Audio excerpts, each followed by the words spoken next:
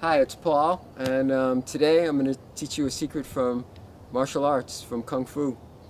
You know, the beginning student does what they call iron legs, and this is a fantastic thing for the legs.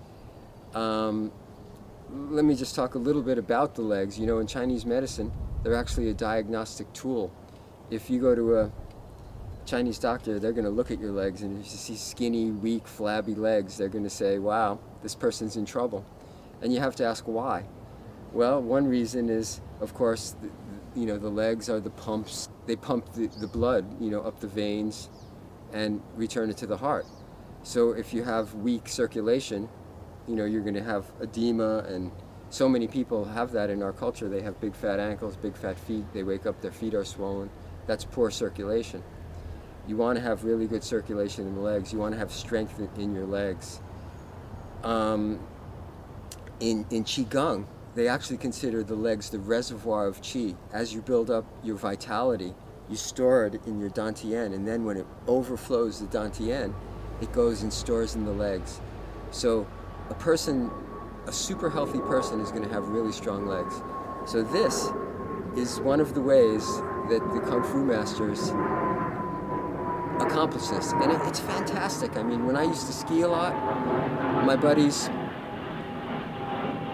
they would, they'd be in the gym, lifting weights, doing the leg machine, and the first couple days of the season, they couldn't ski. Their legs were exhausted. But I would be doing these stances all winter, or all pre-winter, and I could ski with no problem. And for those interested, there's a colloquial saying about this. They say that if you do this, you'll never have varicose veins. I can't verify if it's true or not, but that's what they say. Okay, so this is another way to get, like a 5-minute workout that is going to be fantastic for you. Okay? We start out, this is called the half horse. So you get about shoulder width, maybe a little bit more than shoulder width. You can put your hands together and you sit down really low. So let me turn to the side. You sit down. The feet are straight, the back is straight, just like in the meditative pose, and you sit here for a good two minutes. Okay, I'm not going to hold it for 2 minutes because that's boring. So then the next pose is the box stance, and this one is where it's 2 fist lengths from your Achilles tendon to your knee, just like that. The back leg is off at a slight angle, and you're up on your toes, and you keep your spine straight again, and you sit. You hold this for 1 minute, and then switch to the other side. Most people, if you can hold this for 10-20 seconds without your whole body shaking, you're going to be lucky. So that's this one. Then the next one is called the cat stance, and this one, your back foot is this way. 90% of the weight is on your back foot, and only 5 to 10% is on your front foot. And you sit here for some time, about a minute. Next stance is going to be the flying dragon. And you put your weight on the front leg, the back leg is like that.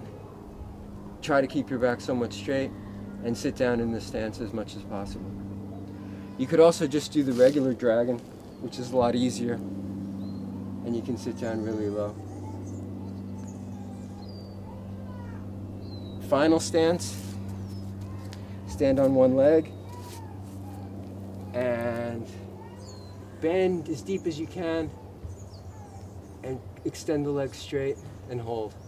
By the way, in a traditional Kung Fu class, you'd be holding this about 20 minutes total, and the teacher would be going out to tea at that point, and by the time he or she comes back, your legs are just like a quivering mess. Dad. But this is iron leg. It means exactly what it says. Develop strong legs. You have to stick for your video.